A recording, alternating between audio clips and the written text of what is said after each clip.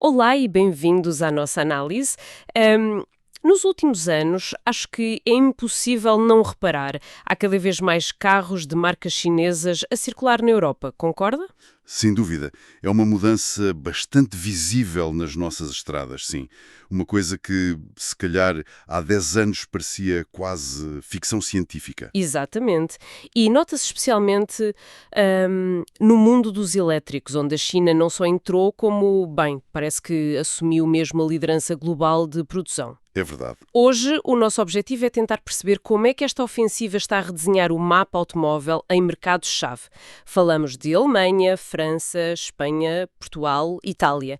Vamos basear-nos num conjunto de fontes sobre o chamado domínio chinês de carros elétricos na Europa. Olha, é um tema fascinante porque mexe com muitas coisas. Indústrias estabelecidas, hábitos de consumo e até, como vamos ver, com a identidade de algumas marcas com muita história. Exatamente, e esse para mim é um ponto particularmente interessante e que as fontes destacam bem. Vamos falar de marcas como a AMG ou a Polestar, nomes com uma ressonância muito europeia, certo? Sim, sim, claro. Mas que na verdade hoje são controladas por grupos empresariais chineses gigantes.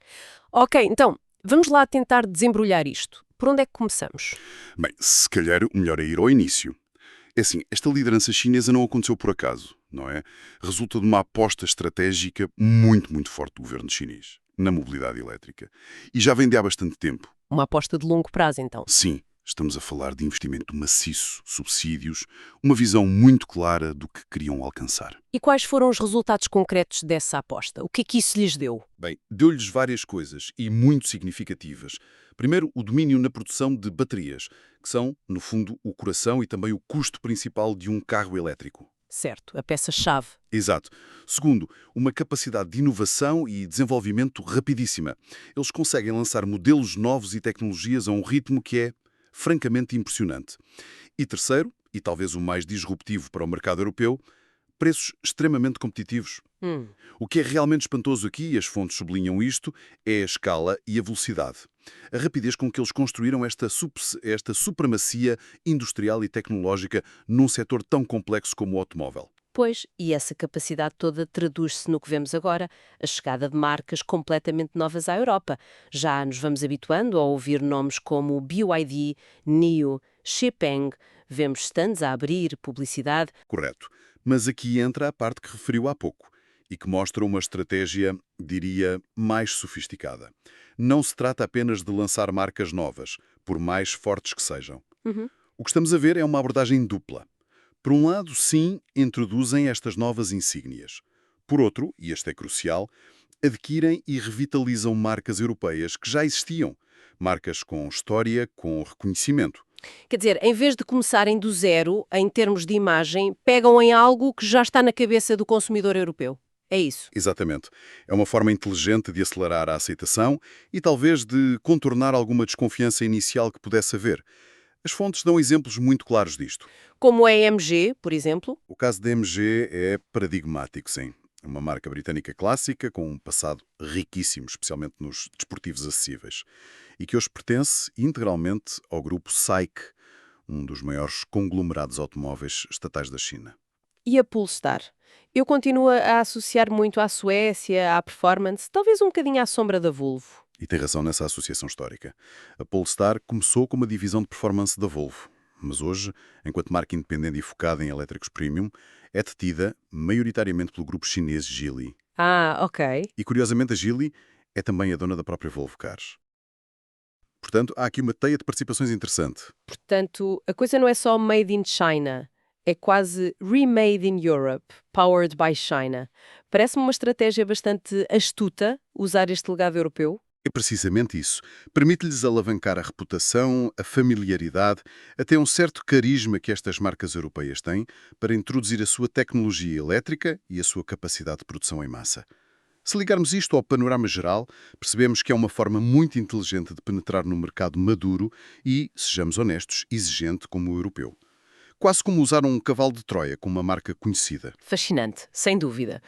Então, vamos lá ver como é que esta estratégia se desenrola nos diferentes países. Começando pelo gigante, a Alemanha, o coração da indústria automóvel europeia, não é? Pátria da Volkswagen, BMW, Mercedes-Benz. Imagino que aí a resistência seja maior, ou pelo menos o orgulho nacional fale mais alto. Sim, sem dúvida que existe um forte orgulho industrial na Alemanha e uma lealdade histórica às marcas nacionais. Contudo, a realidade no terreno, segundo as fontes, é que mesmo neste bastião, as marcas chinesas estão a conseguir furar. A sério? Mesmo lá? Sim, a BYD e a NIO, por exemplo, já não são nomes desconhecidos.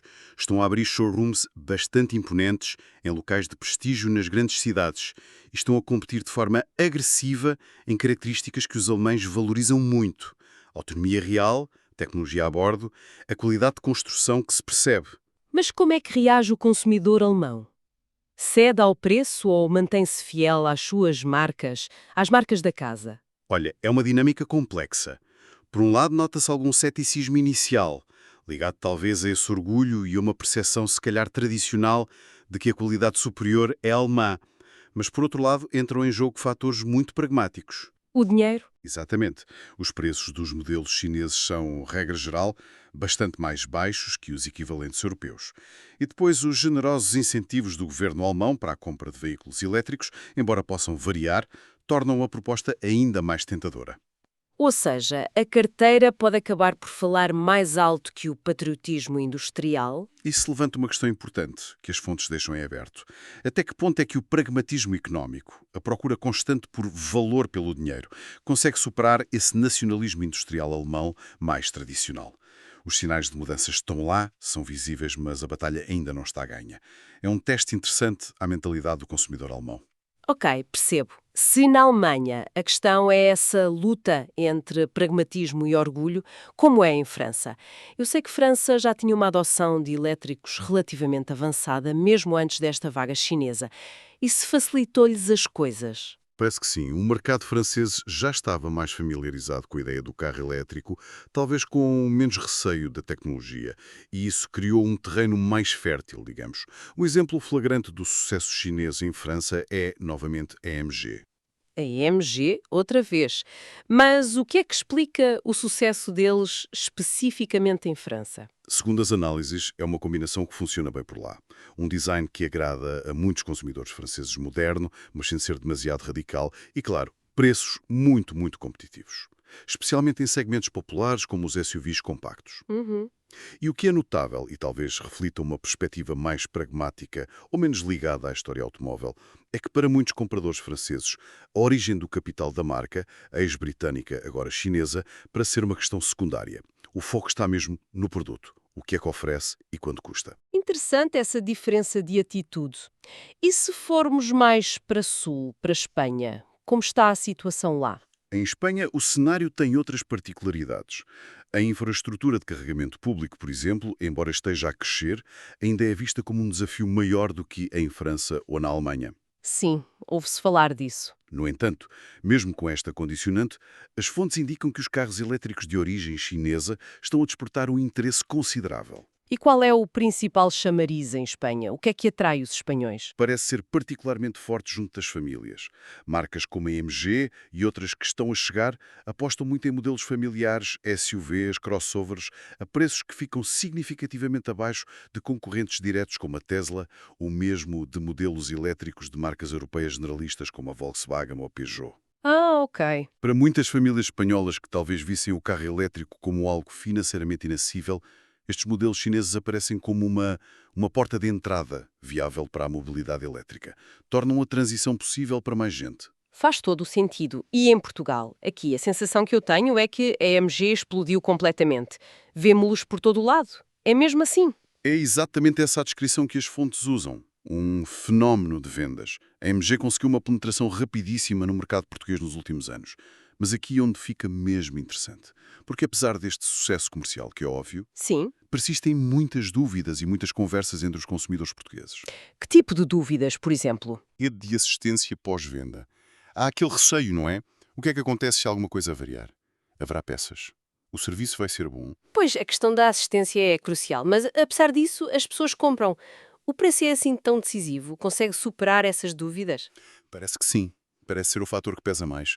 O preço muito agressivo, combinado com autonomias elétricas que, na prática, já satisfazem as necessidades diárias da maioria das pessoas, acabam muitas vezes por levar a melhor sobre essas reservas. É um equilíbrio constante entre a cautela e a atração que é inegável pelo valor oferecido. O consumidor pondera o risco face à poupança imediata. Percebo. E não podemos esquecer outro indicador importante em Portugal, a crescente presença de marcas como a Polestar. A Polestar já joga num campeonato diferente, mais premium. Sim, é outra gama. Exato. E o facto de estar a ganhar visibilidade e vendas sugere que não é só o comprador que procura o mais barato, que está a olhar para estas opções. Mesmo consumidores que tradicionalmente eram fiéis a marcas europeias estabelecidas e com maior poder de compra, estão agora a considerar ativamente alternativas que, pronto, embora tenham uma identidade visual distinta e raízes suecas, são controladas por capital chinês. Isto para mim indica uma mudança de mentalidade mais profunda. Hum, faz sentido. E por fim, Itália. Um país com uma paixão automóvel quase religiosa, não é? Ferrari, Fiat, Alfa Romeo, carros com alma, como se costuma dizer. Como é que as marcas chinesas, que muitas vezes são vistas como mais funcionais ou tecnológicas, se encaixam neste contexto tão passional? É um contraste fascinante, sem dúvida. Itália vive e respira desenho automóvel, história, performance, com emoção. Mas apesar desta cultura frutíssima e do apego quase emocional às marcas nacionais, a realidade, segundo as fontes, é que os construtores chineses estão também aqui a ganhar terreno. Mas como? Não parece um mercado mais óbvio para eles entrarem assim? A estratégia é pragmática e persistente. Estão a abrir concessionários modernos, bem localizados. Estão a investir em marketing e, crucialmente, estão a apresentar modelos com design cada vez mais apurado e uma qualidade percebida que melhora a cada nova geração. Portanto, estão a melhorar o produto. Exatamente. Talvez não consigam competir no mesmo terreno da paixão de uma Alfa Romeo, mas estão a desafiar os símbolos nacionais no seu próprio território com argumentos mais racionais. Tecnologia, muito equipamento, digitalização avançada. E, claro, o fator preço continua a ser relevante. É um desafio direto à indústria estabelecida, mesmo no mercado com uma identidade cultural tão forte como o italiano. Olhando agora para trás, para este panorama todo que traçamos, parece que estamos mesmo a assistir a uma reconfiguração profunda do mercado automóvel europeu? Não se trata apenas de exportar carros mais baratos. É uma abordagem muito integrada, que combina domínio tecnológico em áreas-chave como as baterias, produção em escala massiva, o investimento financeiro robusto e um marketing cada vez mais sofisticado e adaptado a cada mercado europeu. E os exemplos da AMG e da Polestar que discutimos são mesmo a cara desta mudança, não são? Marcas com história europeia, que muitos de nós ainda associamos à Inglaterra ou à Suécia, mas que foram, resgatadas, modernizadas e focadas no futuro elétrico sob gestão e capital chinês. Então, o que é que tudo isto significa, no fundo? Qual é a grande conclusão que podemos tirar disto? Bem, significa que a influência chinesa na indústria automóvel europeia já não se limita àquelas marcas novas e desconhecidas que tentam ganhar o seu espaço. Essa influência estende-se agora à própria gestão e ao futuro de nomes que fazem parte do nosso imaginário coletivo europeu há gerações. É uma penetração que, por usar estas marcas conhecidas, é talvez mais subtil, mas nem por isso menos eficaz. Está a redefinir quem são os jogadores principais no tabuleiro da mobilidade elétrica na Europa. Ok, resumindo então a nossa exploração das fontes. A entrada chinesa no mercado elétrico europeu é um processo complexo, muito estratégico e com múltiplas facetas. Não é só despejar produtos baratos. É também adquirir de forma inteligente marcas europeias com história, adaptá-las ao futuro elétrico e, em muitos casos, alcançar um sucesso de vendas notável com elas. Exatamente. E isto leva-nos a uma reflexão final, que emerge com bastante força das fontes que analisamos. A grande questão que paira sobre a indústria automóvel europeia nos próximos anos é esta. Será que o pico histórico, a lealdade, a percepção de qualidade associada às marcas tradicionais europeias, sejam elas alemãs, francesas, italianas, suecas, vai ser suficiente para travar a proposta de valor cada vez mais forte das alternativas, muitas delas controladas por capital chinês? Uma proposta de valor que combina preço, tecnologia cada vez mais avançada e, crucialmente, disponibilidade de produto, que tem sido um problema para alguns fabricantes europeus ultimamente, não é? Precisamente, a trajetória atual, se olharmos para o crescimento destas marcas em mercados tão diferentes como os que vimos, sugere que a probabilidade de um domínio chinês significativo, ou pelo menos uma presença muito forte nas estradas elétricas da Europa, é cada vez maior. É um cenário que, se calhar há poucos anos, pareceria improvável, mas que as fontes indicam ser agora uma possibilidade muito real. A questão agora é como é que a indústria e os consumidores europeus vão responder a este desafio, que é monumental.